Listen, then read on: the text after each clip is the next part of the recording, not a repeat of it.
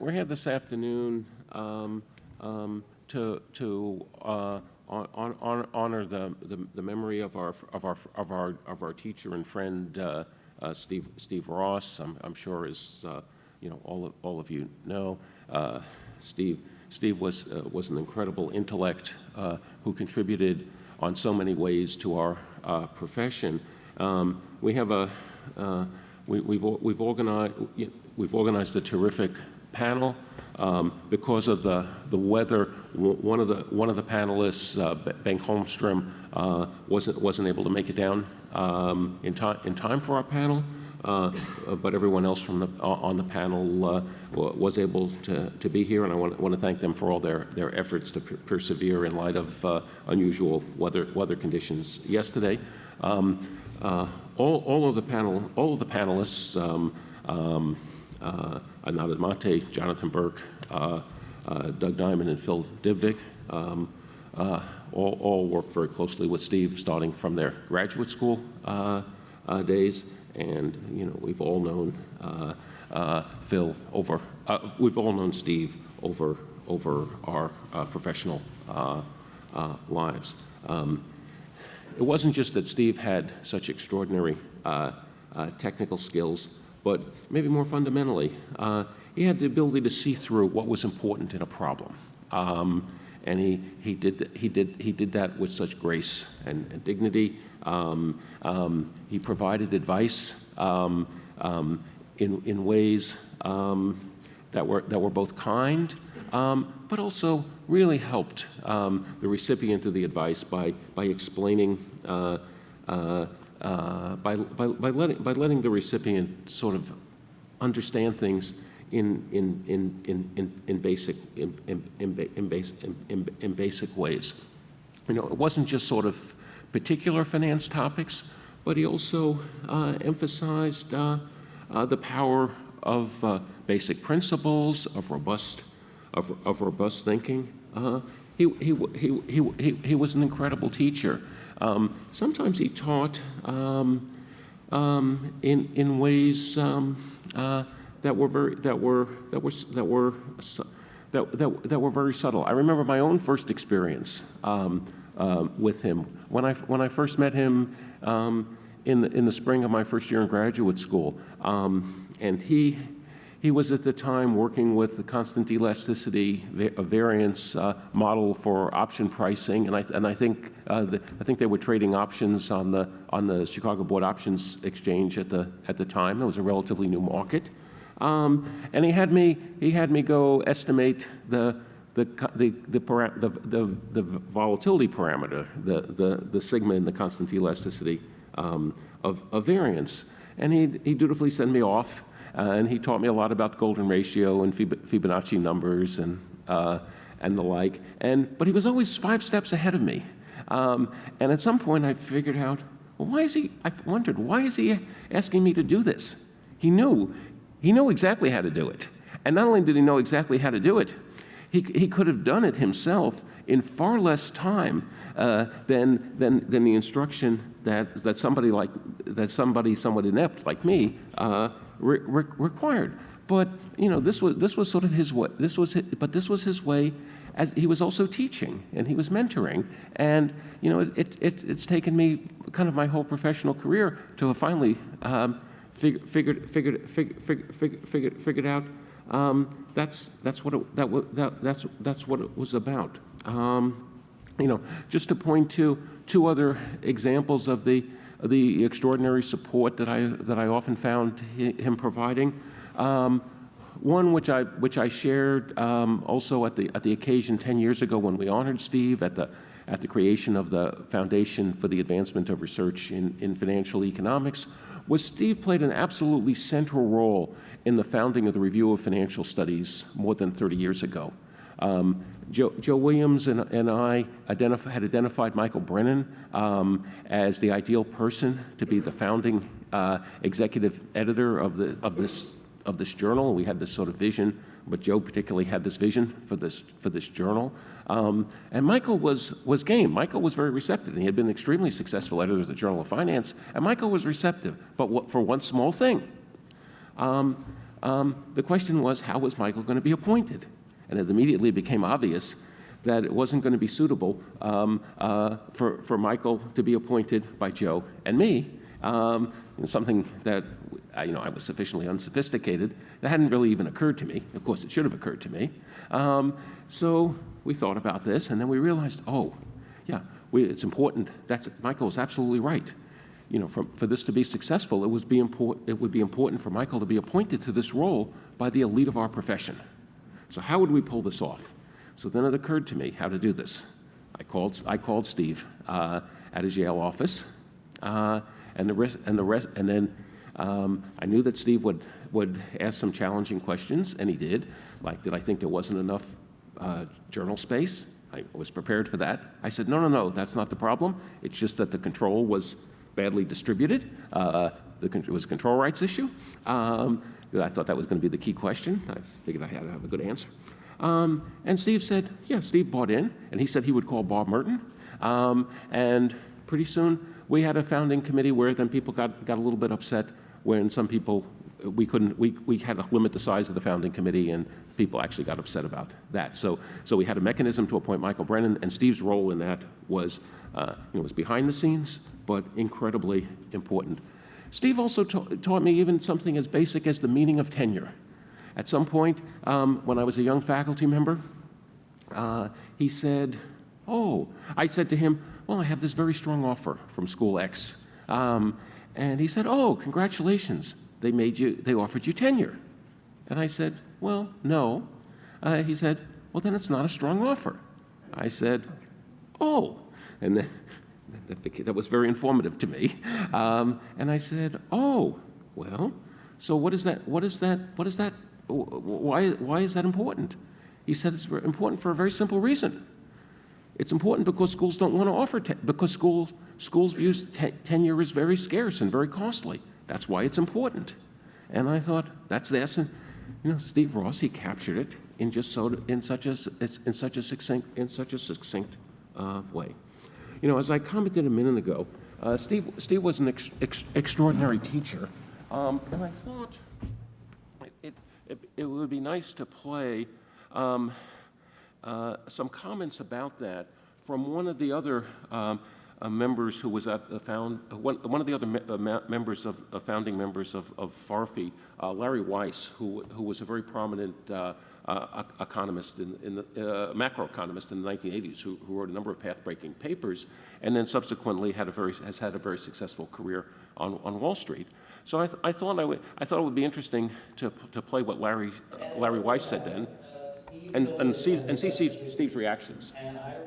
As luck would have it, Steve filled in as a substitute teacher, and I remember this day distinctly. The topic for this day was the drought in New York City in 1969, and the topic was water metering, whether New York City should adopt water meters.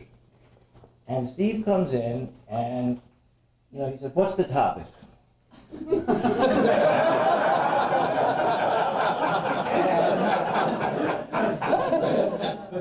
And we started to say, and he said, "They said that in your readings? Oh, that can't be right."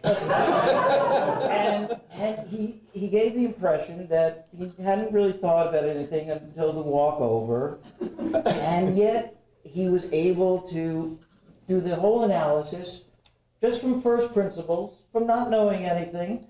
And I thought to myself, so first principles and being smart, and that's all it takes. And I thought, he looked easy, and it looked cool, and he sort of looked sexy. And I thought, this is interesting stuff. And then he said, you can make a lot of money doing this.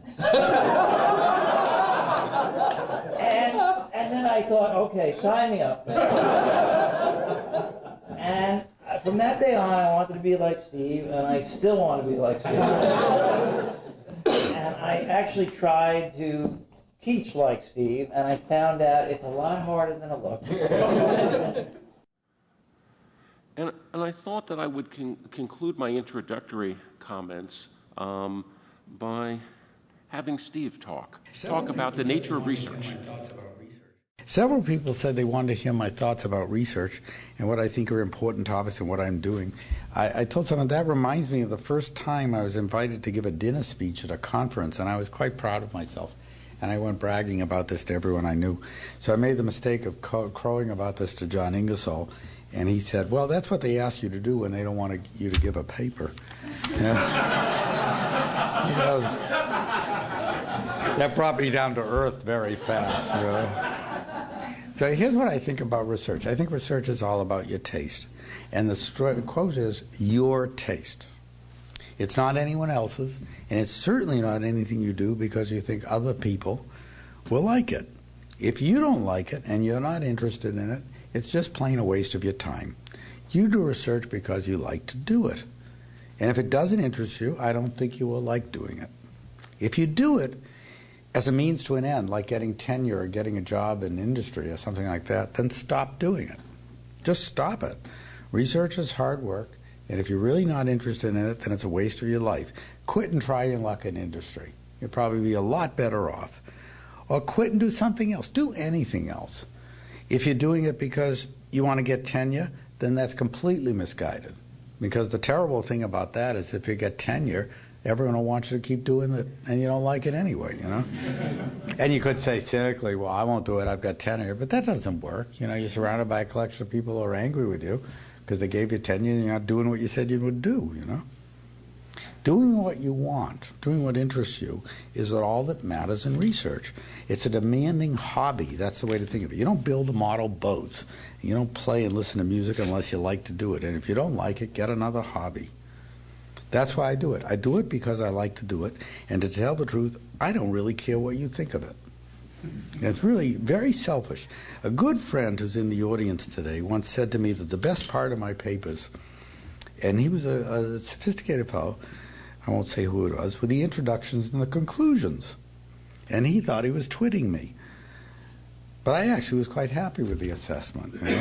The introduction is where you talk about why you think the topic is important. Besides, if I did a good job, my history teacher would be proud because my history teacher taught me how to write. And so that was very good. So I think I'm very proud of a good introduction.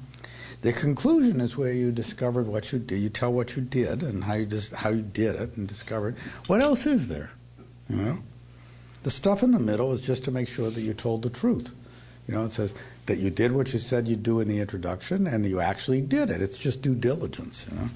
That's for accountants. That's not for anyone else. I could go on, and these are things they're interested in, and I'm writing about some of these. It would be nice if you were interested in them too, and we could talk about it. But I don't care if you are, because I am. I don't want to hear what you think of what I'm doing, not because I don't want to please you, but simply because I do want to hear what you think about it, but not because I want to please you, but because you might have some good ideas that can help me. As for what you're interested in, I want you to tell me so that I can learn about it and maybe see if it interests me too. But don't tell me that what I'm doing isn't interesting and I won't say it to you. You don't know if it really is, and all you can really say is that it doesn't interest you. And all that matters is that it interests me. So as I said, my research, I'm very selfish. Now, one last point that's a really peculiar point. I put some introspection because of this talk into what I do, into my research. It's hard work, and I work on it, as I said, because it interests me. But what's the real reason I do it? And I've had some fairly pathological, senses of why I really do it. Obviously, there's competition, there's desire to win and to get ahead, and the self-delusion of a humanitarian urge to expand knowledge. I think that is truly gibberish. But years ago, when I was on sabbatical in London, I think I had a glimpse of my real motivation. I went there with an agenda to work on some vexing problems, and given the simplicity of the CAPM, there was great curiosity about the exact requirements for doing mean variance analysis. Did the distribution have to be normal or something like that? That's when I came up with the separating distributions, which sort of had a life of their own that were interesting. Often questions have uninteresting answers, but this answer was interesting because it suggested a role for mutual funds. Did I then write it up? Did I rush to tell people? No. Here's what I did, and this is the pathology. I spent 3 weeks walking around London basking in the knowledge that I knew the answer to a question that other people wanted to know and didn't. You know?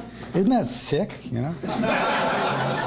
Well, I would look at people in the street, and I would go to the London Business School and talk to people, and I wouldn't even talk about it because I knew that they didn't know the answer, and I did, and I felt really good about that. Thank you, Chester, and welcome everybody. It is a panel of all Steve Ross students, and that is a set that I don't know if everybody's aware of just how large it is. So you see those of us here, Chester, Doug Diamond, Phil Dybvig, Jonathan Berk, and myself, but there are other people that you might or might not know are students of Steve, Mark Grimblatt, Paul Flatter, Jamie Zender is here, some people are here that I saw, but the list is about 60 people at least. And I had the privilege and duty to find them all because we decided to do a little party for Steve a decade ago, a little more than a decade ago, which took place exactly a decade ago in October. And I organized the event with Doug, who's here, and we created the foundation. Jonathan was involved in that. And we're very grateful now because that's why we have these videos as well. And there is on the website also a video of 20 minutes of Steve talking about his research. I mean, this is these are just segments, and a few other ones, one on mentoring. And I'll show a couple more clips from that. So Steve, I titled this Remembering the Awesome Steve Ross because that was sort of my first words in that event. You're awesome, Steve, which he was. So awesome in so many ways. I'm going to have a lot of adjectives in this. I was told that, you know, dense slides with lots of words and a lot of bullets is not good presentation skills. So I'm going to have fewer words and more, a little more pictures. Anyway, so the awesome person. So I'm starting with the person because that permeates the other stuff that's more professional. He was positive. He was wise. I think wise is going to recur because it really takes like seeing the bigger context and seeing through, as Chester said. He was generous. He was humble. So we're going to see some of these words repeat later because you could already hear in this video, you don't really know, I want to know, but very, very positive. Don't tell me it's not interesting, I won't tell you. He said he's selfish, but then we'll see how he mentored, which is not a selfish thing to do because he was nothing like a selfish person. Generous is right. Now, I'll talk about a few elements, okay? He was an awesome researcher. What were the components of this greatness in research? Well, he was a keen observer. I want to emphasize that because Steve told us that he got his motivation for what to study, not by reading the academic journals, but by reading the newspaper, he said. So, and this is a guy who did abstract theory. So, but he was very keen observer of the world, and he could see through models, and that is really part of the greatness. He was a great thinker. He could think about things. He could see through things. And he was a scientist. So this goes back to his being a physics student at Caltech. And he really cherished the scientific approach. Now, in economics, it's a dismal science, as we are called, and I think it somewhat is. But Steve maintained a sort of an approach that was sort of scientific. I want to really understand it. I want to have a good model for understanding it. I want to counter with data. I want to do this, but you know, I'm going to apply you know, whatever tools I have to sort of see whether it's a good description, what's missing, all of that. So that's why I also emphasize introduction and conclusion. What's the context of this? What is it going to do for me? Theory, empirical, whatever. And of course, he was amazingly skilled at all of these things, especially at doing the math, at building the model, all of that. So you combine both the ability to kind of find problems and see the issues and what needed to be studied, and then to actually go and do it. And that's where you get the awesome researcher. Now, Steve, in his describing his own career, and we're not going to document all of it here and chronicle all of it, sort of, you know, you see the resume, you see the basic highlights of that. He had a sort of a trauma. You know, sometimes people get good at something or become good parents because they had trauma as children or whatever. So he talks about how terrible his advisors at Harvard were, and how at the start of his career had all these sort of rocky beginnings. His start of his career was from Harvard to Penn, and one of the things he started doing there was actually the first real paper, except for this trade theory that that he said, no, there's some following of it in some corners of the world, but nobody knows about, his thesis papers, was an agency. And he was motivated, again, by real life experience about selling a car, and he tells a story about how he got to think about agency. And there was a little bit of information economics at the time, so the timing is early 70s, and you know, there's Lemon, a model of Akerlof, there was some Bob Wilson things, but you know, Steve was one of the first in this paper, so I'm not going to do a lot of research, but this was sort of the 73, oh, I'm sorry, I didn't mean to jump to that. So something is missing in my slides. That's annoying. Anyway, so Steve tells the story of how he wrote the paper on agency. So I'm going to have to paraphrase this little clip that I thought I had here, didn't check. About how he was discouraged from doing it by the Penn faculty. They said that he has some promise, but he should stop doing this agency stuff and start doing some real economics. And this agency paper, AER, was one of the first ones to use the term principal and agent, so he called it the principal's problem.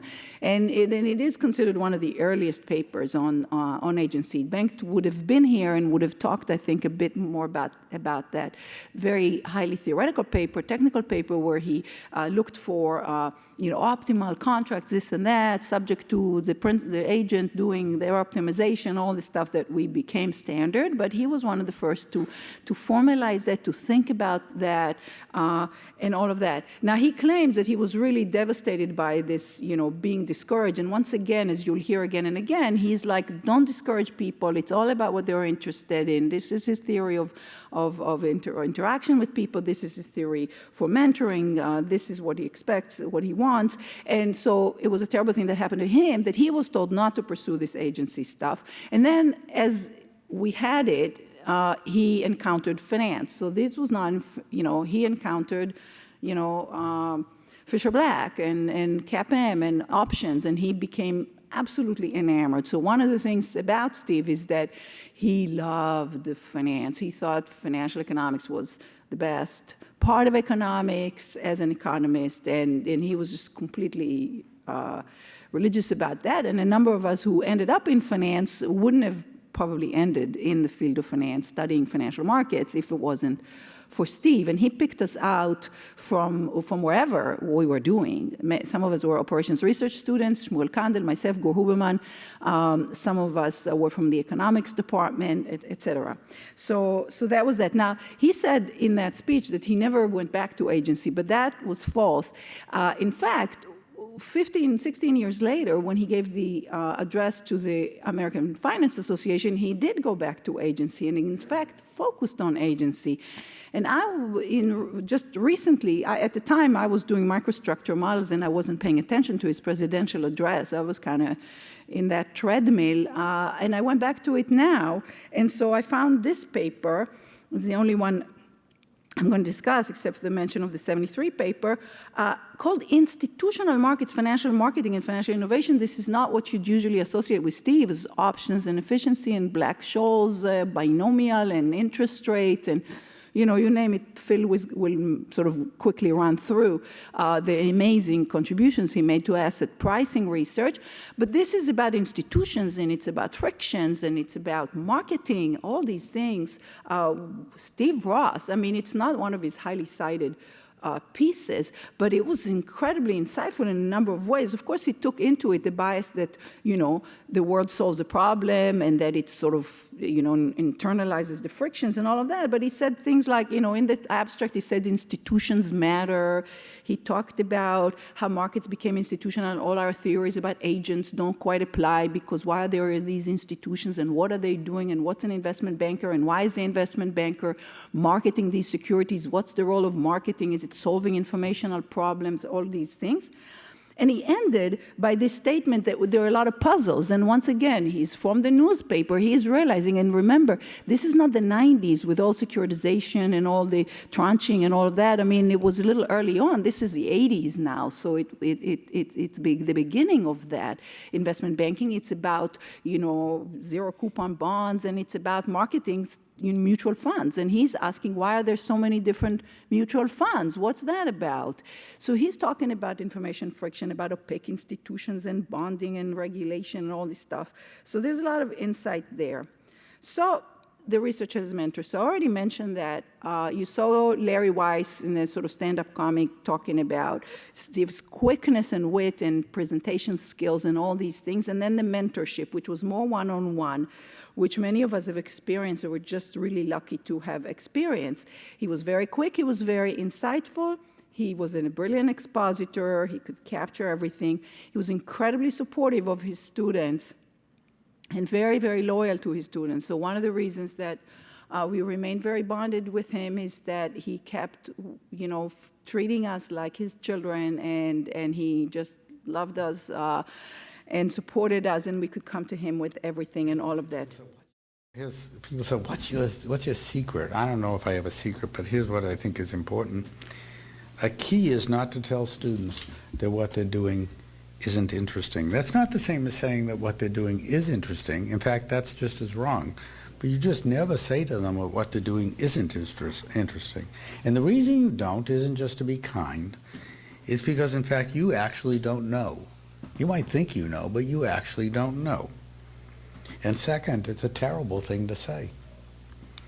As a researcher, you're searching for some reference point and trying to find your own sense of taste. And that should be encouraged, and it should never be discouraged. Never discourage creativity, because it drives people into pedestrian activities. So he was supportive. He gave us problems sometimes, and if we didn't do it, he didn't take it personally. He didn't care. He wanted you to tell him what you were interested in. And that went on for years after that. Oh, I got this crisis and that, and he always just wanted to be supportive and wanted to be open. So then he was was to all the people who were around him, not just his students, and Bengt would have talked to that, and other people at MIT, when they had a conference, talked to that. Amazing colleague, amazing friend. So all the fun you'd have with him, and so all of us who were lucky enough to be around him, to be his students, to be just his colleagues from a distance or from the same place, he was really, really happy to engage on anything. So you could really talk to him about whatever was on his mind, incredibly broad interest. So this was every part of finance and beyond finance. So I'm including friends here because you could really talk to him about everything. And there he was with his wisdom and his caring and all of that. Wise and generous. Generous with his time, generous with the way he viewed things, and positive and joyful. So one of the things about Steve was just that he was a happy guy, happy, fun-loving guy. The wine and the food and all of those things were just really infectious because he was just a joyful guy. And, he could have gone many different directions, but he really loved the research and he loved the mentoring. So when he constructed his part-time position at MIT, it included some PhD interaction and some research, and then he could do his industry stuff. Or he also loved the excitement of being out in the business. And it was okay if some of us were not ticked by the same things. So this was the last time I saw Steve, and again, it's sort of a testament to him as well. He came to Stanford to an event that was in honor of David Krebs, actually, and it was a 2-day conference. He came for 3 days, and he wasn't even on the program at all. He just came to hang out there, and there was some discussion of finance, but a lot of it was about other parts of economics that David Krebs has written about, choice theory and game theory and other things, and just engaged the whole full time and just hanging out. And there were, that was 15 months ago, or 16 months ago.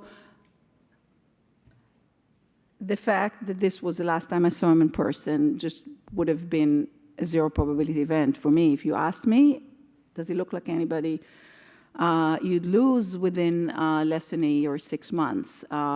So that's how shocking it was that we lost Steve so early and so vibrant. So that's what I have to say for now. And Steve was an awesome person. Thank you, Anat. Next, we'll hear from Jonathan Berk. You know, everybody will get up here and talk what a great guy Steve Ross was, and he certainly was. But when I thought about what I would talk about, I decided I would talk about something I didn't really know the answer to myself, okay, which was, I now referenced it, the quality of Steve's students, I think, is unprecedented. There's nobody in financial economics that produced the quality and number of students that Steve produced. And it wasn't a selection effect, because when Steve was at Yale was not a great program, okay? It wasn't like MIT at the time or Harvard where the best students went. Steve was not selecting from the best students. So there was something Steve actually added in value. And so the question is what? What did Steve add in value? What was the magic sauce? And so after he died, I started thinking to myself, what the hell did I learn from Steve Ross? You know, this is a strange thing. You go into graduate school knowing nothing, zilch. You come out somewhat of an economist. You now look at the world completely differently. But if I said to you, when did you learn that? You go, I don't know when I learned that. Sometime in this experience, I learned that. All right? You know, I had this experience where I went to Italy with accompanying a bunch of MBA students to Italy, and we were meeting with the chairman of Fiat. The chairman of Fiat turned around to the students and said, well, what have you learned at Stanford? There was this very embarrassing silence. And then the students started blathering on with nonsense. It was very embarrassing. So I turned around to the guy and I said, you know, when you learn a foreign language, you start off, you can't learn the language. Then at the end, you speak the language fluently. And I asked you, when did you learn a particular word? You have no idea. I said, so part of education is the sense of just an environment in which you learn. And that is really what Steve did. He created an environment where you learned how to be an economist. And so I wanted to try to communicate to you guys what that environment was like. So I decided I would take one example of something he taught me and just go through it in a way I remember. I might be wrong about this, but this is how I think he taught it to me. Okay? And I think it illustrates not only how he taught, but also how he thought. And the most amazing thing is the way he thought is how his students in the end thought. That's why they're successful, I think. I don't know how he managed to communicate that, but he did. And so let me just give you the sense of this, okay? So what the question is, here's how Steve communicated to me one of the most important financial concepts I've ever learned, was the intuition underlying the financial market equilibrium, okay? So let me just be specific what I'm talking about. It's the intuition that in some states are more expensive than other states, right? States where everybody's poor have high state prices, and states where everybody's rich have low state prices. The question is why, okay? So the way Steve taught that is he said, well, think about a situation where all states have the same price, right? What I mean by that, per unit probability. Okay, if you make it simple, make all the probabilities the same. Okay. Well, if all states had the same price, and I'm risk averse, I would want to purchase state claims in the states that I'm poor and sell state claims in the states that I'm rich. Okay, everybody's going to want to do that, right? Now, the only way that could be an equilibrium, if everybody does that, is if the consumption in every single state's the same, right? In that one special case, the market will clear. But in general, if the consumption is different in every state, it won't clear because there'll be excess demand. Everybody will want to purchase securities in the poor states, and everybody will want to sell securities in the rich state, and the market won't clear. The only way to get the market to clear is for prices to change. Okay, and that's why the prices in the poor states, that's why those claims are expensive. Okay, so that's how he explained that. And then he would say, well, so what does that mean? It says, well, assets that positively covary with consumption have positive risk premia. Okay. Assets that negatively covary with consumption have negative risk premia, and assets that don't covary with consumption do not have a risk premium. And then he said, so for example, if there's no variance in consumption, then all assets have zero covariance. Therefore, all assets have no risk premium. And we're back to that example of where there's no variation in consumption, and in particular, we're at the example of what that defines. You can see idiosyncratic risk, right? The reason why all states have the same state price in that case is the risk can be shared and removed, right? And then the next step is already, the idea of diversification is falling into place, and he would say, well, yes, this is what people call diversification. Basically, in that case where there's no consumption, everybody can diversify away the risk. And so therefore risk doesn't have a risk premium, okay? And he said, well, this is the intuition behind the CAPM. And then he said, but wait, no, hold on here. That can't be right. Why? Because the argument works with two assets. Right? You can't diversify if you've just got two assets. And then he said, and the same is true in the CAPM. The CAPM holds with two assets. So the basic intuition of the CAPM can't be a diversification intuition, right? And so then, if as he's stepping through this with you, you realize, it's not that people can diversify risk that's causing the risk premium to go away, causing the assets not to have a risk premium. It's the fact that they could trade away risk. Okay? It's the fact that in aggregate, nobody holds it, right? And I think, to me at the time and in retrospect, that really important distinction of why those assets, why that in the capital asset pricing model, it's an equilibrium, okay? And the thing, so to me, he made that. Let's go through how he made that, okay? So how did he do that? How did he explain what I consider to be one of the most complicated concepts in economics in such a simple way, okay? He had the absolute unique ability, I think, to strip a problem down to the basic intuition, okay? So in this case, what did he do? Well, there were two things he did to strip the problem down, so it suddenly became obvious, right? The first thing he did was he forced us to think what would happen if there was no aggregate uncertainty, right? And the second thing he forced us to do is to think about what would happen if there were just two assets, right? Just those two simple simplifications really focused you on exactly what's causing the risk to be, how risk is priced. And that's, I think, defines Steve, okay? So in one hand, I gave you an example. That's how Steve taught asset pricing.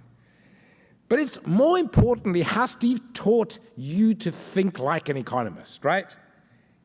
In that example, he showed how you strip their problem down to the essentials. And then the second piece was think what happens where everybody acts in the same way, right? Everybody wants the insurance. I'd explained, I want to buy the insurance in the state, well, so will everybody else, right? So when can that be an equilibrium, or how does that equilibrium work out? just speaking for myself, that was very insightful for me as a student to understand that important concept. And he had this unique way of getting you to think the way he thought. I like to think that what I'm talking about today is actually, I think anyway, that it comes through in all of Steve's students' work. So, for example, in the Diamond Dybvig model, what's the center of that model? It's the fact that if I think the bank's going to run, I want to get in ahead, so will everybody else want to get in ahead, and boom, we have a bank run, right? That's the equilibrium effect that, I think Steve would have think, and Admati and Flyder's work, again, it's, I want to trade when everybody else wants to trade, right? Everybody else is going to want to do that, right? And speaking personally for myself, in mutual funds, if I'm chasing a positive alpha, so will everybody else want to chase a positive alpha. And that's going to give you an equilibrium condition. And so I think that somehow, so why would we all be on this panel together? Why would we be talking other than to just bore everybody and tell everybody how sad we are that Steve is gone? I think it's to try to learn from this great man, to try to improve our own abilities to teach. As Larry Weiss said, as he found out, I certainly have found that out, it's a lot harder than it looks. But I think there's a lot to be learned from how Steve approached problems and how he was able to communicate it to people. Okay, thanks. Thank you, Jonathan. Next, we'll hear from Doug Diamond. So Steve Ross, apart from people who are in my family, Steve Ross had a bigger impact on my life than any other person on the planet. I think that's sort of a theme that a lot of us would agree with. And Steve was always had what seemed to me like an incredibly young mind. From talking to him a year ago to talking to him when I first met him in my second year in graduate school. So I always think of, this is not the most recent picture, this is a picture of him from like a decade ago when he won the Chicago Mercantile Exchange Prize. So Steve Ross is a very young man, always young thinking, very generous.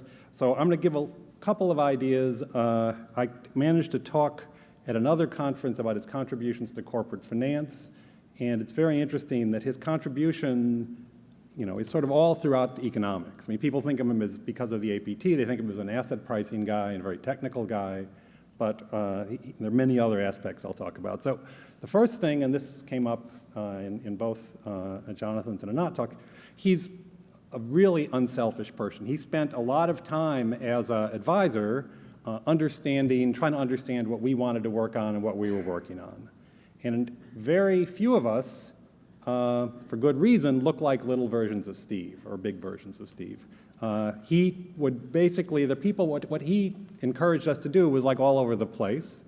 There is a theme, Jonathan sort of identified one, there is a theme he didn't like, there's certain approaches he liked better than others, but we were not all just, trying to extend his work, and it was an interesting thing to do to try to extend some of his work, but that was not the thing. And the thing that I noted going in to talk to him many times about my own work, and I heard this at a couple of other people talking at recent conferences, is that when you go in to talk about your problem, usually Steve understands it way before you would understand it. And the interesting thing is that Steve wouldn't tell you what he understood. He'd just start asking you questions. So I'll tell a story about how Steve actually got me through graduate school through asking a series of questions like that and tricking me into finishing my dissertation. But this was true, in the 1970s, 80s, and as recently as a couple of years ago, talking to Steve about things that I was working on. Steve would listen, hear the basic idea, figure out where it was going, and this showed up not just in the oral communication, which the people talking here have been very privileged to experience, but also in his written work. So when I surveyed his work in corporate finance and in agency theory, one thing that was very interesting is that Steve was like an idea man. He'd be like the first person to write a paper in an area. He'd sort of come up with a question, and he'd come up with a partial answer. And unlike the way that most people write papers, he would say, okay, I'm going to make this assumption. Then he'd say, this is a crazy assumption, but we need to We need to make some progress. And a more reasonable assumption would be this, this, and this would bring in these kinds of issues. So if you're going to actually, if you think of what you want to do if you're starting an area, you don't just want to just write one, example and then leave it for the rest of the world. If you have these insights, you want to share them. And Steve repeatedly across, 10 or 11 papers that when I went back to read, Steve repeatedly would give the reader some ideas on how to keep going. So these open issue things, Steve would come back to some of these things himself, but he mainly would do sort of the key essential thing at the beginning and then let other people do the rest. So let me take an example here. So basically, as I said, he was an idea man. He also was technically gifted, but he often got much more excited about the new ideas rather than the new ways of making precise existing ideas. So Anat mentioned this, like the stuff in agency, he was really the first person to write the problem down, and he solved the principles problem. He didn't solve the full agency problem, but he wrote it down. And the way that he wrote it down is the way that subsequent people, Harrison, Revive, Holmstrom, et cetera, looked at the problem. So he sort of started there. And then I was mentioning, I will mention that's about Steve's views on finance. Steve really thought as much like a corporate finance scholar as he did an asset pricing scholar, because he didn't draw a big distinction between those two subfields. So he and Leland and Pyle had two sort of simultaneous papers thinking about how there might be some kind of a signaling role to the capital structures chosen by firms. So Leland and Pyle's was all about unlimited liability debt and how the risk sharing between insiders and outsiders was affected by the capital structure, and how that could, and the amount of equity retained in addition to the infinite liability debt, unlimited liability debt could serve as a signal. Steve basically had this idea that the reason that the amount of debt would make a difference to how you would think the manager's prospects of a firm were being signaled was that managers essentially didn't like to default. They didn't like to lose control, and that knowledge meant that if they were really to put a lot of debt into place, not when they were forced to put a lot of debt into place because they had losses, but when they ex ante put a lot of debt into place, that would be a signal that they thought the prospects, the first order prospects, the mean prospects, were very good. So that was, that's sort of the way that subsequently corporate finance theory evolved, and he was right there at the very beginning with this incentive signaling paper. And he had another paper, he used a bunch of Arrow-Pratt extensions to think about what happens when you're making a choice about a risky asset or risky gamble going to your portfolio when you're not starting with a point of certainty, when you already had some background risk in addition to that. And he applied that essentially to something very close to the incentive signaling thing, where he came up with this idea, which I think that there's some truth to, although the things go the other way as well, that a highly levered firm may not be more inclined, the managers might not be more inclined to take risk, they might be more inclined to take less risk. Again, the same idea would be, one, they don't like to go bankrupt, they don't like to default, so not just getting zero over all those defaults, but also that this is a risk-sharing thing, and then when you move the manager's payoffs across different parts of the cash flow distribution, if your level of risk aversion isn't the same everywhere, which you presumably isn't, this could conceivably go the other way. So this is just some examples of Steve as someone who would bring new ideas into finance. So I mentioned that Steve. When did I meet Steve? I met Steve at not the perfect time. I don't recommend this one. I met Steve between my second and third year of graduate school. Steve was joining Yale faculty in my third year, and I met him as my examiner in one of my two examiners in finance. So I had not taken any courses from him. I had read one paper by him, which I didn't know the name of. It was called the Ross linear model from the course that I took. But Steve was actually the APT. So Steve asked me a bunch of questions, very basic questions, and I answered a few of them correctly. And he still managed to talk to me thereafter. So then the next year, I actually managed to take a finance course from Steve. And I felt like I knew everything about finance before I took that course, but like 9/10 of what I knew at the end of graduate school was from that. And one of the things that Steve mentioned there was his definition of what the field of finance was. And so this is the field where you make strong assumptions to get strong results. It's not about capital, or it's not about risk sharing. This was the methodological thing that it was also the field where the theory and the data were very closely tied. And this was not, if that's your definition of finance, you're obviously not going to say, well, there's asset pricing and there's corporate finance.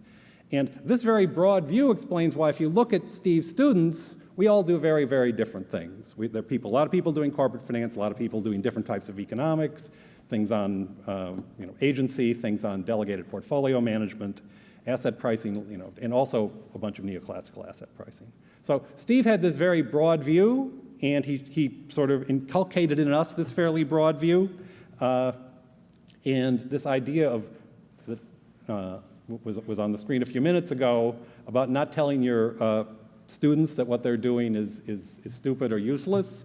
I put that thought in my mind several times I was about to say that, and it served me very well.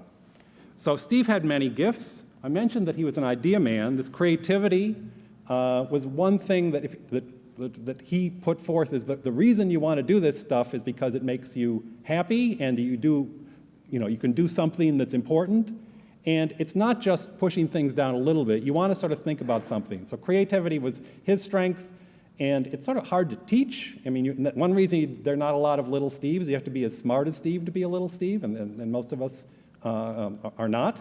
But as was mentioned by Anat, he was like put a lot of his effort into mentoring and to try to make the best out of what we have and what we were working with.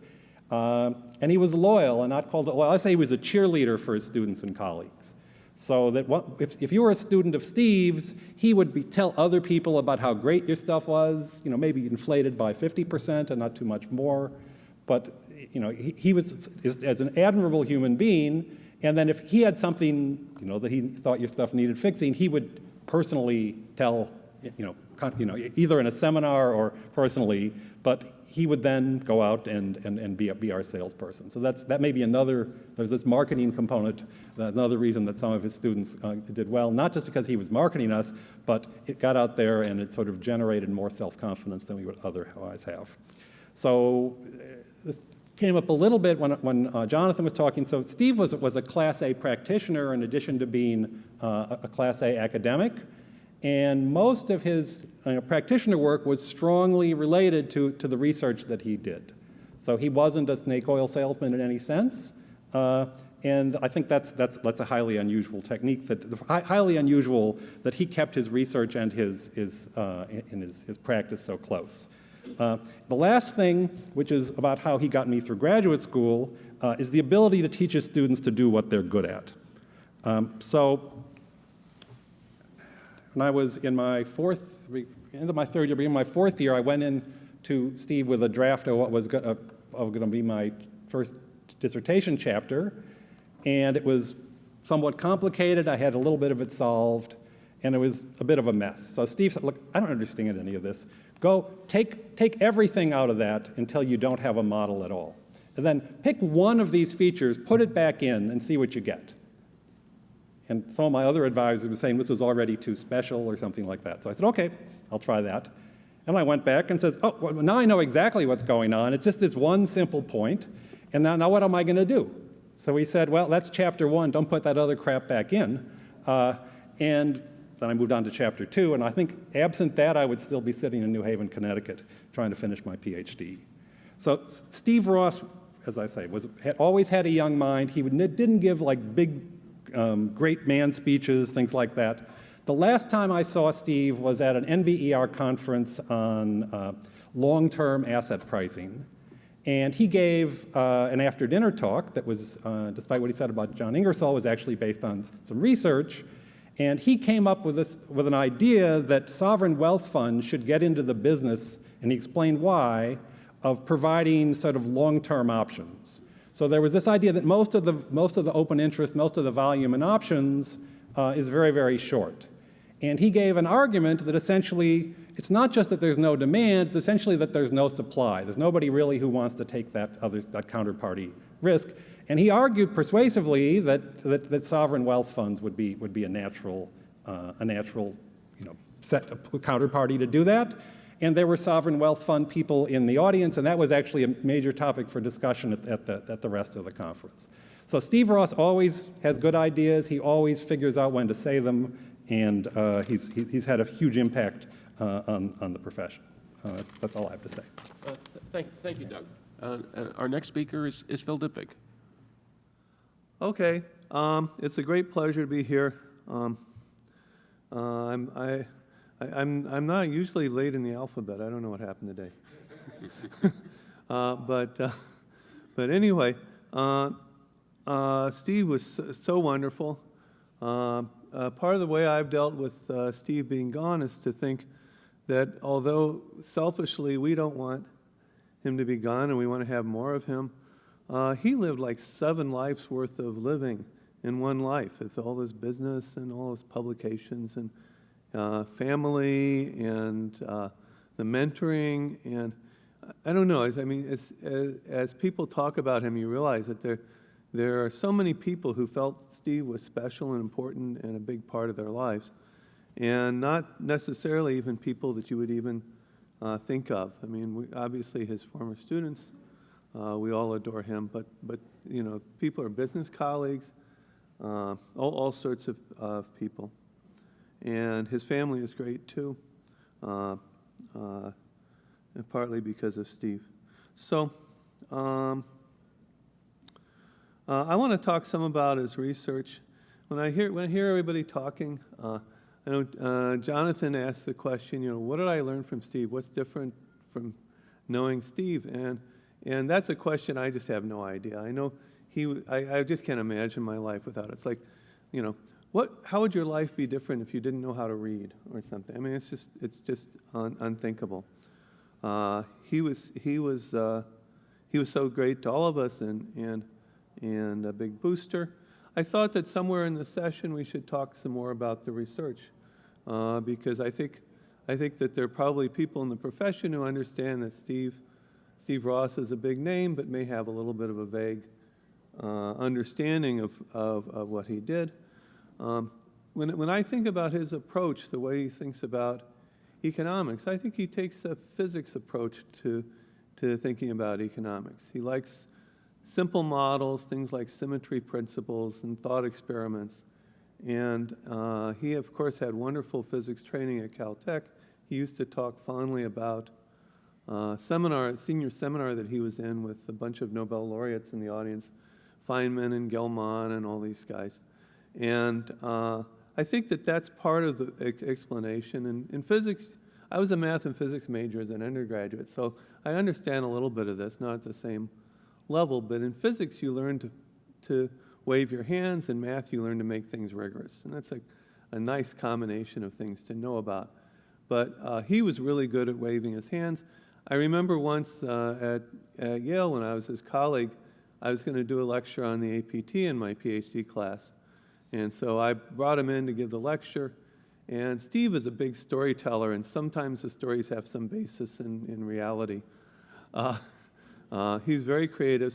He's kind of subscribed to sometimes you got to lie to tell the truth. But anyhow, I thought, why do I give a lecture on APT when I have Steve as my colleague, and I invited him to give the lecture. So he talked for an hour and a half about the APT, and then I talked for an hour and a half after he left, explaining that, well, everything Steve said was actually wrong, but it's a good way of looking at it. And he's really good at simplifying things and coming up with intuition and waving your hands. And he had a magical kind of marketing talent that helped him to do that, is that he had these hand gestures. So he would say, well, you know, if you have these 2 points, if you have the security market line, and you have 3 points and they're not on the line, so you can form a portfolio of these 2 on the outside and go short that, and you get the same beta as the one in the middle, and you go and you go long that, but the expected return is bigger in the middle because they're not all on the same line. And that's going to be an arbitrage opportunity. And then there's the issue of idiosyncratic risk. And you make some kind of hand motions, like, I don't know, it's going to hypnotize you with this hand motion. It says, but that's not a big problem. Well, it is a big problem. It's hard to deal with that and to work with that. But in the first pass through, it's not what you should be focused on. And he had this magic thing. It's like you needn't worry about the little one. You know, he's good at hypnotizing people. And you get it. You go to a seminar, and it's something that you know all about. Maybe it's a joint paper that you've written with him, and all these smart people in the room absolutely believe Steve, even though you know that some of there are holes here and there that at least need to be addressed. But anyway, he was such a great scholar. If you want to catch me over a beer sometime, I will talk about the human side of Steve. And there are a lot of things to talk about of that. He's a big storyteller. He was extremely confident and upbeat about everything that he was involved in, and very confident even about things that he wasn't good at. But I think that's a good topic for over beers sometime, not for this setting. I do want to talk some about the research. Steve had more than 100 papers, most of which were in top journals, absolute top journals. So for those of you who are struggling to get 1 or 2 or 3 papers in the top journals, I mean, he was truly amazing, and triply so because he also did a lot of work in industry and everything. He didn't even do this full time. So it's really remarkable. The other thing that's amazing, and this came up earlier, is that he worked in so many different areas. And here's a list of areas where he made important contributions and did some interesting things. So I'd like to talk about a few of the papers. Several people have talked about his 1973 agency paper. I want to talk about it too, because I think what I'm going to say is a little different, but it's all related. He learned about the agency and the laws, as Anat mentioned, from a transaction with a used car when he was a student. I think he had a car that he wanted to junk, and he was going to abandon it. And they had a thing at Harvard where you could talk with an attorney. They had volunteers. You pay $10 or $5. You can talk with an attorney. He says, best money I ever spent. And he said, now, if I pay somebody to take this car and abandon it, is that okay? Because he knew if he abandoned it himself, that's probably illegal. But he thought, if he pays somebody to take the car and they abandon it, that might be okay. And then the lawyer talked about the principle of agency, and you're responsible for what your agent does on your behalf. And it's interesting. So he took that idea and thought, well, in terms of the economic situation, the thing that's really interesting about this is that the agent, the person you hire to do something, may not do what you want to them do. So let's say instead of giving them $5, you give them $30 and pay them to take it to the junkyard, and they're going to, pay the junkyard $20 to take the junk car, and another $5 to take a cab back to where they need to go, and then they have $5 profit. They may not do that. They may just take the car and abandon it somewhere and pocket the $30. So he thought that was what was interesting in agency, and this started off the whole literature. I think this is where the term agency came from. For finance people, this is before Jensen and Meckling, which when Jensen was editor of JFE was cited all the time by articles in the JFE. And this was before Benkt's wonderful work. And so what he did in this paper is he defined the literature, he gave it its name, he set up what's now standard in terms of the approach of doing this. So you could think about modeling this as a game, is that I offer you an incentive contract and you accept or refuse, and then you take an action. If you do that, you don't have any equilibrium, because some contracts I offer you will not have an optimal response. So it's really clever setting it up this way. And this is why I call the paper the principles problem, because you're solving it from the perspective of the principal. And then, so this is what we still do. You have objective, you maximize the principles, utility, subject to incentive compatibility and participation constraints. The other thing that he did in there is he said it the first time that anybody used the first order approach. And he did that through a variational problem, which is equivalent to replacing the first order, the choice problem for the agent and the incentive compatibility by its first order conditions. And so all of these are with variations the same way we do this today. So it's very, very great paper. Other things, people have talked a little bit about the APT and pricing of factor models, which came out of his work on separation theory, K-fund separation. Risk-neutral pricing. Some people, especially mathematicians in Europe, seem to think that martingale pricing and risk-neutral probabilities came from Harrison and Krebs, because they don't know any papers before that. But I believe that it was first done by Cox and Ross in their paper on pricing options for alternative stochastic processes. And they had a really clever way of talking about this. They said, if you look at the prices that are existent in the economy, there are many different economies that have the same prices. And let's look at an economy that's really simple, where everybody's risk neutral. And then in that case, you can just see by looking at the first order conditions of the risk neutral agent in the economy that you have risk neutral pricing. This economy may have different probability assignments than the actual economy, but the probabilities are going to be positive if they're positive before, et cetera. So I think that's an extremely important idea in practice. It's used all the time by practitioners, as is the binomial option pricing model, which I think of as kind of related. In fact, I think Chester pointed this out to me a couple years ago, is that where a lot of people learn about risk-neutral pricing is in the binomial model, which is also Cox, Ross, and Rubenstein. That was also Steve. The incentive signaling paper, that was the first paper of Steve's that I ever saw. I saw that when I was an undergraduate, and he came to, when I was a senior and trying to decide where to graduate school, he came and gave a talk. And I cornered him at Beer the Speaker, which I wasn't allowed to go to because I had to borrow an ID. I was underage. I think the statute of limitations is over for that, so I think I can confess to this at this point. And he convinced me to go be a student, and also he's extremely loyal to his students. He had promised that I could be a student, and when he moved in 1 year to Yale, he took me with him.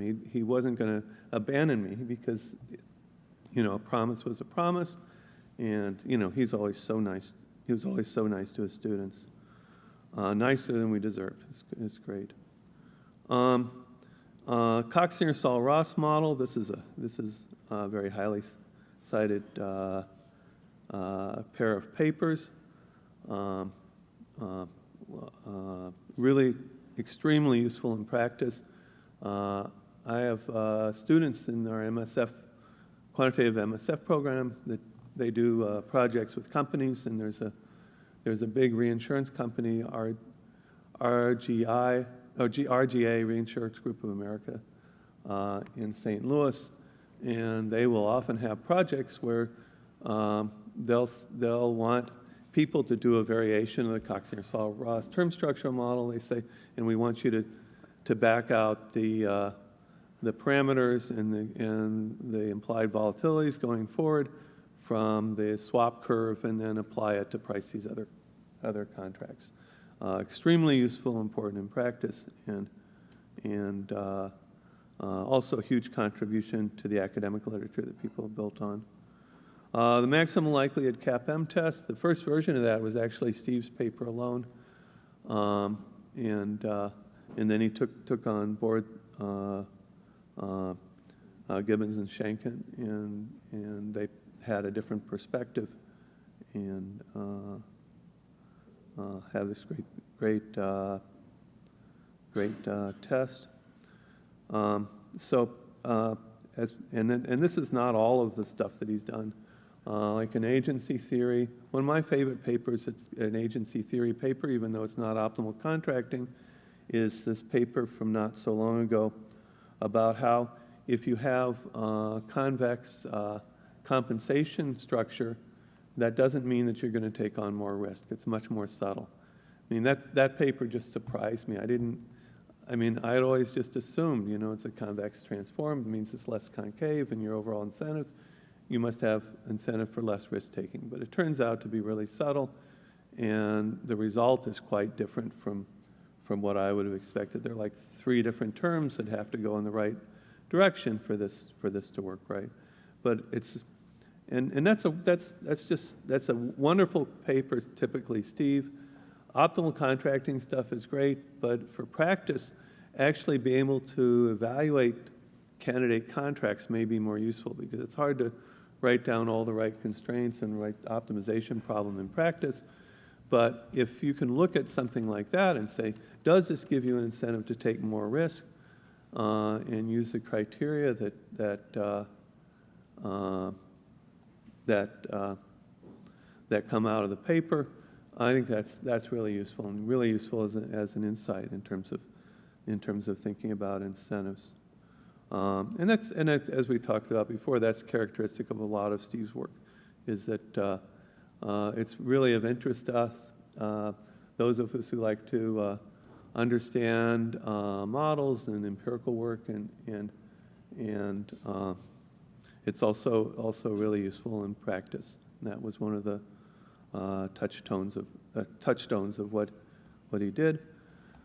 So I'm extremely grateful to have known Steve, and I hope I conveyed a little bit of the sense of some of the ideas that he came up with that are things that we should all understand. This is just a fraction of it.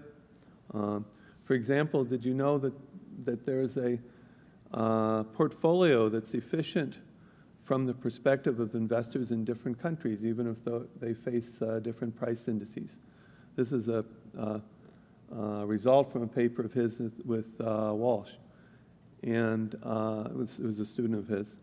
And once you see the result, it's really simple. It's the one that the log agent chooses, because if you look at your wealth divided by the price level, it separates out. Because the log of the wealth divided by the price level is equal to the log of the wealth minus the log of the price level. Your portfolio choice doesn't affect the log of the price level, so you always just maximize the log of the wealth, expected log of the wealth. Beautiful result, simple result, and useful conceptually for thinking about things. Thank you, Phil. I think at this point I'd like to encourage the panelists to perhaps join me on our podium. So I mean, it was really certainly striking to me, although not surprising, as to the commonality and the characteristics that Steve possessed as a person, as a mentor, and as a scholar. I think that really came through in the comments. Before I open it up to questions, I did want to ask the panelists if they wanted to say anything further. I think we want to hear from people. I think this would be a good time to perhaps hear from the audience, if people either have observations from their interactions with Steve Ross, or if they have questions they'd like to pose to the panelists. But I would. So this session is being recorded for the website, for the American Finance Association website. So I would ask anyone who wants to pose a question to do so at one of the microphones that we have. And your name. And also if you could state your name. And understand that you have given implied consent to have this shown on the web, which should help keep things out in control. Ron Harstead. I did take a course from Steve in 1975, so I guess a little bit earlier than the people on the dais. And one of the questions I do have is, earlier we heard him comment about the importance of an introduction and a conclusion in a paper. And as an assistant professor at Penn, his behavior was a good bit different from that, and I wonder how it changed when he went to Yale and then to MIT. His tendency at Penn was to show up about 20 minutes late for a seminar, not exactly 20 minutes, but to try to figure out how much time the speaker would spend on the introduction, and literally walk in just as the speaker started putting the model on the board. And then more than once, I would say 10 or 15 times, I would see Steve ask a question about 4 or 5 minutes after he'd arrived that would cut through everything and suggest that the paper was either wrong or was really very, very simple. And then he'd get up and leave. And I realized he was very young at the time, but I'm wondering about that feature. And then the last thing I'd mention is that I really think agency theory was undersold. I think agency theory is in many ways the most fundamental thing we have as soon as we recognize asymmetric information in an economy. And I do think it was behind multiple Nobel Prizes that came along later. Yeah, I'm glad you brought that up because it's true. There is this little paradox where he said, introduction and conclusion is very important, but for him, he'd say, where's the model? Show me the model. So he'd skip right there as a reader or as a listener. It's like, okay, because he could see through it, so he could sort of reverse engineer, presumably, at least the introduction and then maybe the conclusion. So he didn't need to do that. Maybe, it's interesting because recently Ken Arrow also passed away. So in this, within the last 6 months, there was one big event about Ken Arrow, another about Steve Ross. And so it was like both of them, I don't think, really sort of sometimes could comprehend, maybe Steve was, sort of their own superiority over other people sometimes. So that came through on Ken Arrow, just the brilliance that he had. But Steve had a little bit of that as well, where he could see through it right away. I will say that he did have this unique ability to ask the right question, that as a student, you'd learn from that question. And I think even a stage further, you would begin to learn the right questions to ask. I mean, he really was amazing at that. I would also say that later on he became much more of a senior statesman. And he had an informal rule that he could only beat up on people at his level and higher. And I think by the time I left Yale, even that just meant dean candidates. Although I remember he went to this seminar, a Cole seminar given by Sandy Grossman. And they started sort of hurling, they're good buddies, they're just hurling comments back and forth and arguing in this repartee during the seminar. And Charlie Koopmans, this great old man who was very serious, and he got up in disgust and left the seminar. And then he came back later to the refreshments after the seminar to apologize to their speaker how rude one of his colleagues had been, and was surprised to find Steve and Sandy just standing there chatting. So I think a lot of it was in fun. He probably was a little bit of an enfant terrible at the beginning, but that's the way it goes. Thanks. My name's Rob Langrick. I don't know much about Steve Ross apart from the high-profile stuff. I was hoping to hear a bit about his textbook and the progression of his textbook, because somebody mentioned that he casually wrote 100 articles, 100 white papers in his kind of spare time. I would point out that it's the #1 corporate finance textbook today. So I'd love to hear a little bit about that part of his life. Well, the competitor here. I don't know the full story about that paper. I would say that Steve wouldn't have written that without co-authors. So I think co-authors played a big role in the idea of having a textbook at that level. I mean, Steve wrote monograph for Princeton, neoclassical finance and things like that. So I think teaching-wise, I mean, he does, it's amazing that, his name's everywhere in every part of the profession, including to corporate finance textbooks. Between that and at the time, of course, Brilliant Myers was kind of the textbook, and now there's also Berk DeMarzo. There were some of his students, wrote competing textbooks. So nobody knows exactly, who wrote what and how that all played out. So it's in the joint authorship.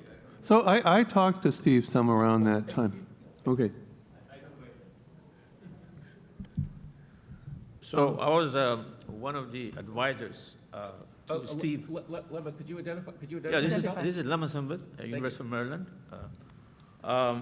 So I was one of the resource persons invited to spend time with Steve in Chicago, I think for 2 days on that book. And initially I was wondering why he wanted to write a book. And then I thought that maybe it was being done by his co-authors.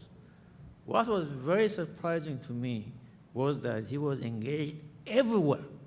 In every corner of that book, he was there. And he was doing that with a lot of passion. And as a result, by the way, I ended up adopting that book. It's really one of the best books I should have written. And part of the reason is that he was there. Okay?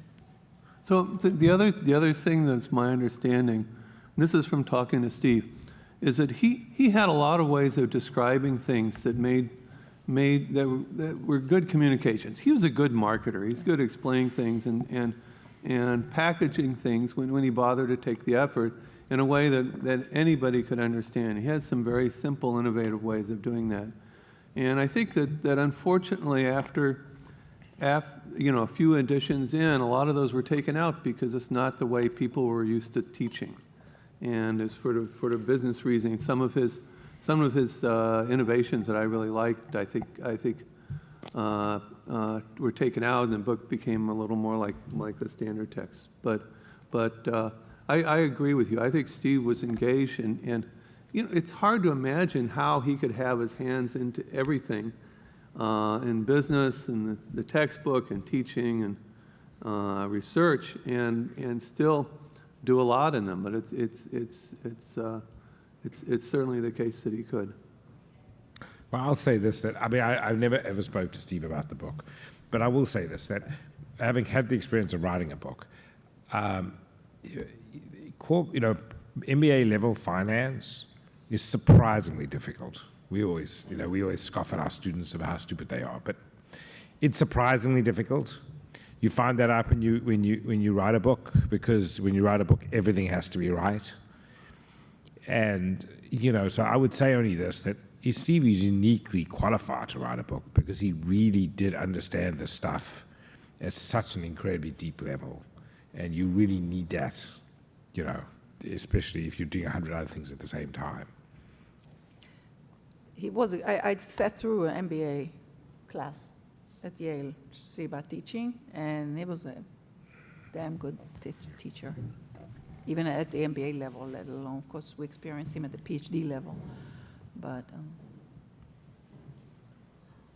Ehud Drawn, University of Texas at Austin. You've spoken, each of you, about how his mentoring affected you. I wonder if one or two of you could take an example of how you've implemented his ideas in mentoring your own students. Well, he said that he didn't have a magic formula for the teaching, and I think that that's really the case. The thing that's striking to me, having seen what he did with me and what he did with some other students, is that he did not have a formula. He had a sense of what it is that you need for where you are. The way that my first paper started, which was a joint paper with Steve, is that I wandered into his office, and I was taking the same class that Doug was taking at Yale. And he wandered into the class, he says, some people just don't know how to take a hint. And I said, what are you talking about? He says, every week in class I throw out one or two really good paper ideas, and nobody ever does them. For example, the other day I said this. He says, this is a finite dimensional problem. Either this conjecture is true or there's a counterexample. Either way, it's interesting. And it's a finite dimensional problem. It can't be that hard. Go solve it. And I'm sure that wasn't the same way that he talked to other students, because I saw it. But it was kind of like he decided that that's what I needed to hear. And I think that that's the case. I think that probably, one thing I learned with students is that there's a big temptation to do too much for them because you can. And I don't think I'm as good as restraining myself as he was, but that's one of the big lessons, is that give the students some credit. I mean, if it turns out that they really do need the help and you have to take them step by step, at least on the first paper, you do that. But give them some credit and let them do part of it, and also let them, even if you know what the answer is, let them go through the discovery. It'll mean a lot more to them. I'll ask the question directly. For me, it was the understanding of financial markets equilibrium. Steve really held people's feet to the fire, at least he held my feet to the fire, on what is the equilibrium. And nowhere near as successfully as Steve. In fact, not even 1% as successfully as Steve. I try to do that with my students and with my colleagues, which is to say, look, if you can't figure out how this fits in an equilibrium, there's a big problem here. And I think, to me, that one thing that I've taken from him and tried to bring to other students. I mean, the thing what I found with my students is that the takeaway I got for his general model was, when you're talking to the student, try to get the student to explain to you what they're doing and why they're doing it, and see if they can try to understand it, and so they can understand what they're doing and why they're doing. And more than a third of my students do empirical work, and the last empirical paper I wrote was in my second year of graduate school, so that was actually a useful thing, of not trying to tell them how I would do it, because I had no idea how to do this. So that was what I took away from Steve, is that the role of the advisor is to sort of translate this so that the person can understand what they themselves are trying to do, and then see if they try to estimate what they actually can do and push them in that direction. So that's what he did with me, and that's what I've tried to do. Some people at MIT were complaining Steve was too positive, so he would tell students they're doing great when other faculty were trying to tame down their expectations, stuff like that. But in recent years, but of course for us, and I'd say for me, the lesson was about what we heard in both clips, that that you don't know what's interesting, and to listen and support and that kind of things. It doesn't always work out, but kind of, if you don't, what he was saying in the elaboration was, if you don't support it, won't work out. If you support it, might work out. So that was sort of his logic for, you want to remain open, you want to sort of listen and encourage, and that. So to encourage creativity, I mean, that's what he was saying.